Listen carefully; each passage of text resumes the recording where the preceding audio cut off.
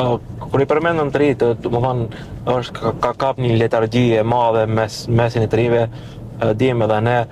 thjesht të jetë ky emision një zgjidhje për ndonjërin që është I informuar, që nuk është I informuar për Europe House-in, cilat janë projektet që ju I keni edhe ata duhet të interesohen apo mund marrin informacione, po mund marrin pjesë normalisht në për gara apo projekte që edhe mund përfitojmë, pse jo.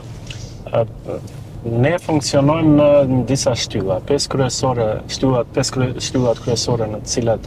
angazhohemi ne dhe gjithë shumica e projekteve që I kemi ne, janë në aspekt